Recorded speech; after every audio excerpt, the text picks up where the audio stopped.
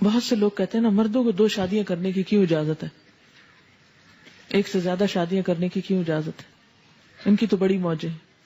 لیکن یاد رکھیں کہ جو شخص 1 سے دوسری شادی کرتا ہے نا، اس کی سب موجیں ختم ہو جاتی ہیں. دنیا میں اگر بظاہر موج نظر بھی آتی ہے تو آخرت کے اعتبار سے سخت پکڑ کا اندیشہ بھی ہے، کیونکہ اس پل کو پار کرنا انتہائی مشکل کام ہے. بسا اوقات ایک بیوی کے تقاضے پورے کرنا مشکل ہوتا ہے، اس کی ضروریات، اس کے بچوں کو دیکھنا، تو 2 سے تو ذمہ داری دگنی ہو گئی، تو جان آسان کہاں ہوئی اور پھنس گئی. تو اللہ نے عورت کو اگر نہیں اجازت دی تو بڑا سکھ ہے اس میں. سوچیں، ایک شوہر کو خوش کرنا آسان نہیں، کہاں اگر 2 یا 4 شوہر ہوتے تو کس کس کی مانی جاتی.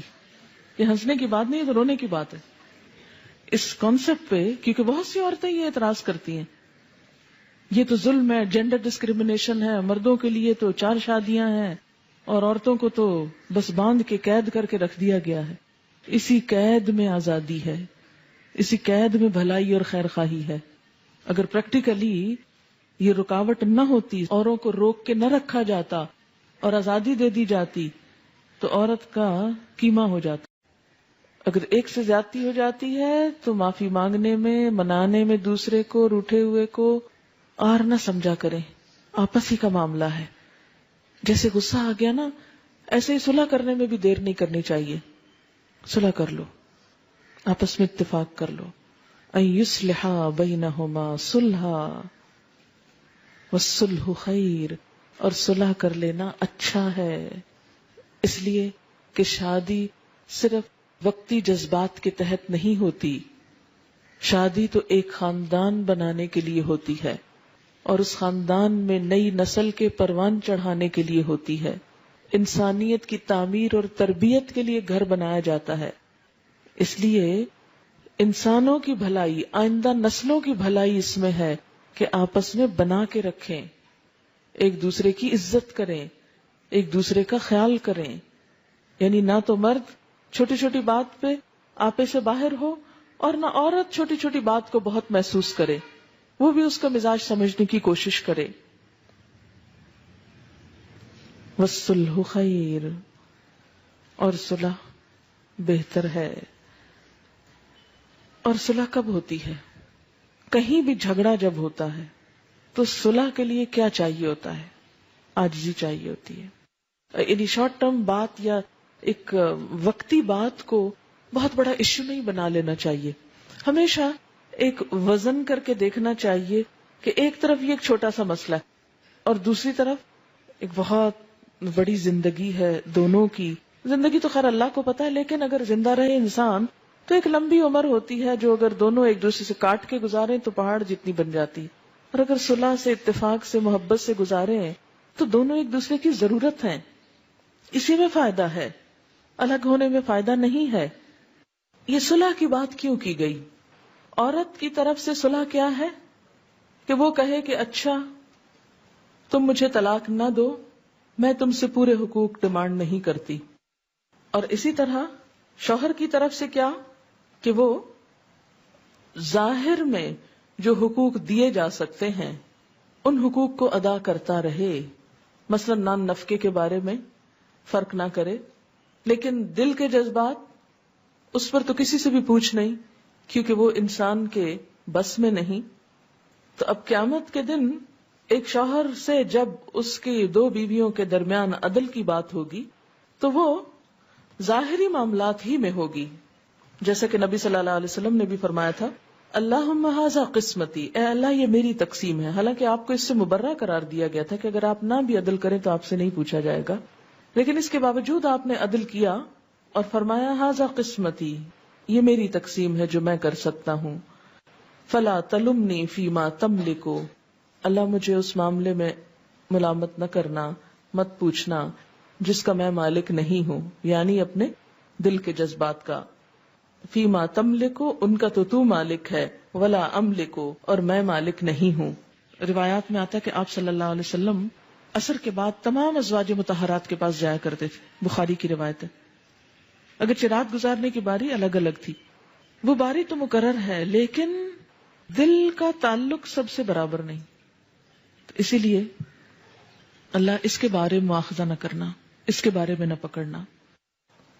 تو ایسے میں کیا ہے کہ ایک عورت شوہر سے پورے حقوق ڈیمانڈ نہ کرے کہ اسے قلبی محبت بھی اتنی ملے جتنی دوسری بیوی کو مل رہی ہے، اور کہے کہ اگر اتنی نہیں تو میں جا رہی ہوں. وہ چلی جائے، نقصان زیادہ ہے جانے میں بنسبت اس کے کہ وہ رہے اور پورے نہیں تو آدھے حقوق پر گزارا کر لے اور اصلاح ہوتی رہے. اور اس میں دراصل تو شوہر کو تلقین کی جا رہی ہے کہ وہ دوسری بیوی یا دوسری شادی کے شوق میں پہلی بیوی کو پوری طرح اگنور نہ کر دے، اس کے حقوق بھی اس کو دیتا رہے. اب آپ کہیں گے کہ وہ دوسری شادی کی کیوں، وہ نہ کرے. یہ کہا جانا چاہیے تھا کہ وہ دوسری طرف مائل ہی نہ ہو، دوسری طرف جائے ہی نہ. اب دیکھیں کہ بعض اوقات ایسا بھی ہوتا ہے کہ ایک عورت ذہنی توازن کھوئے ہوئے ہوتی ہے، یا ایسی نفسیاتی مریض ہوتی ہے کہ ہر وقت صرف شوہر کو ستاتی ہے، یا بعض اوقات بچے نہیں پیدا کر سکتی، یا کوئی اور ایسا سقم ہو سکتا ہے کہ جو اس شوہر کے قابل نہیں وہ عورت. اب آپ دیکھیں کہ آپ آنکھیں بند کر کے صرف عورت کو حق دلوانے پہ تلے ہوئے کہ ہر طرح کی قانونی جکڑ بندیوں کے ساتھ عورت کو تو پورا مل جائے. تو کبھی آپ نے سوچا کہ دوسری طرف اس مرد کا کیا قصور ہے؟ آخر اس کے بھی جذبات ہیں، اس کے بھی احساسات ہیں، اس کو بھی زندہ رہنا ہے. اب اگر ایک بیوی دماغی مریض ہے یا سیڈیٹیوز پر ہے اور وہ شوہر کے اس کو نہیں معلوم وہ کب آیا اور وہ کب گیا اور اس کی کیا ڈیمانڈ ہے یا کیا ضرورت ہے، تو ایسی صورت میں اگر ایک شوہر گھر میں داخل ہوتا ہے اور ایک بیمار عورت کو دیکھتا ہے اور باہر نکلتا ہے تو ایک بوجھل دل کے ساتھ، اور باہر کی دنیا میں رنگ رنگ کی عورتیں اس کو نظر آتی ہیں، وہ اپنا عزت، ایمان، نگاہ کچھ بھی بچا نہیں سکتا. تو اگر انصاف کی نظر سے دیکھا جائے تو ایسے میں ایک مرد کو اجازت ہونی چاہیے کہ وہ دوسرا نکاح کر لے. یہ ایک انصاف کا تقاضا ہے. اب دوسرا کرتے ہی کیا پہلی بیوی کو گھر سے نکال دے؟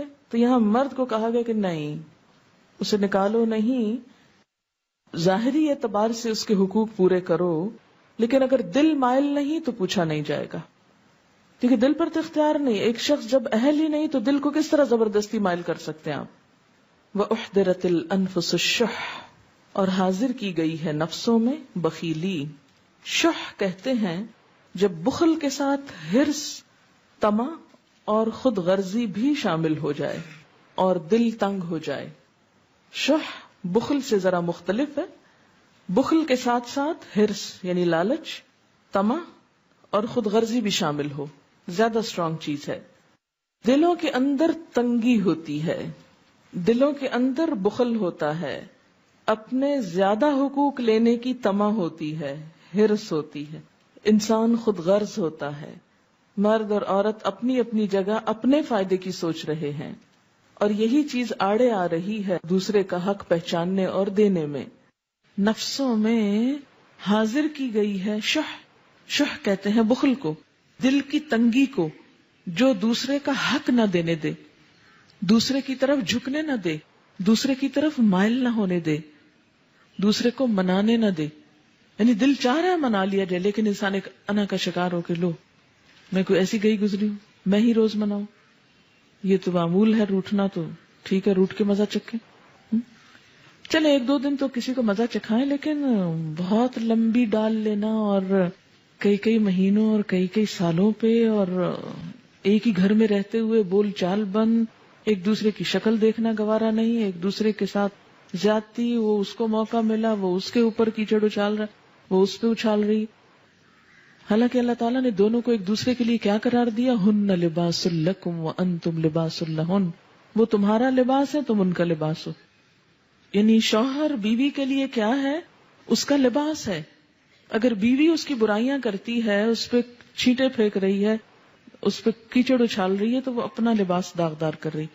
اور اسی طرح بیوی کیا ہے؟ شوہر کا لباس ہے، اس کی عزت ہے، وقار ہے، اس کا سکھ ہے، چین ہے، زینت ہے.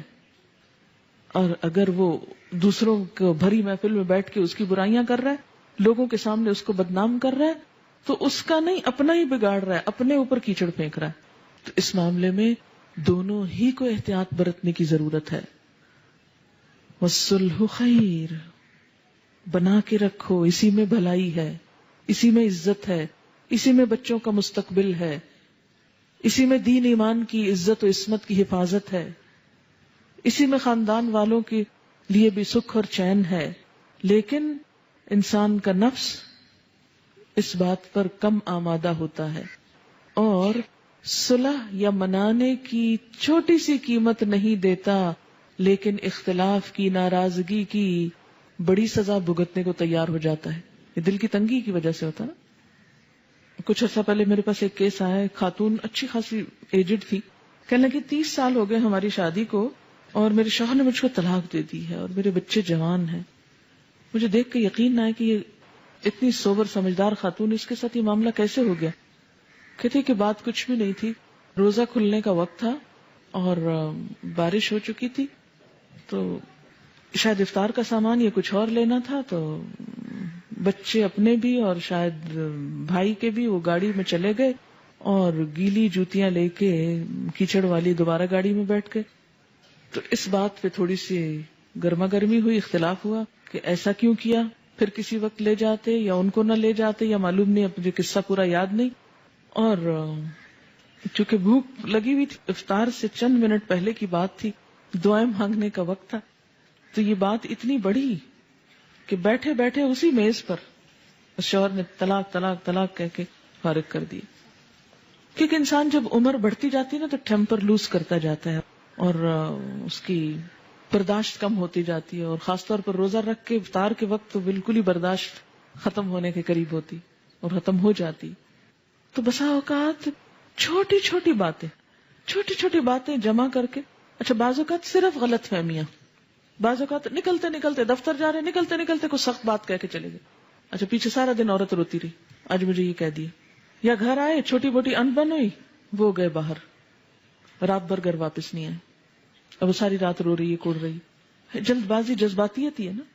چھوٹی چھوٹی باتیں مائنڈ کر جانا اور اس کو بڑھا لینا اور اس کو غصہ کرنا، برتن توڑنا، دروازے پٹخانا، بچوں کو مارنا، یہ سب چیزیں کہاں سے جنم لیتی ہیں؟ یہ اس دل کی تنگی سے، اس جذباتیت سے. ایسے موقعوں پر کیا حکم دیا گیا؟ وَإِن تُحْسِنُوا وَتَتَّقُوا فَإِنَّ اللَّهَ كَانَ بِمَا تَعْمَلُونَ خَبِيرًا. اگر تم احسان سے پیش آؤ، خدا ترسی سے کام لو، اگر تم احسان سے پیش آؤ، خدا ترسی سے کام لو، تو یقین رکھو کہ اللہ تمہارے اس طرز عمل سے بے خبر نہ ہوگا.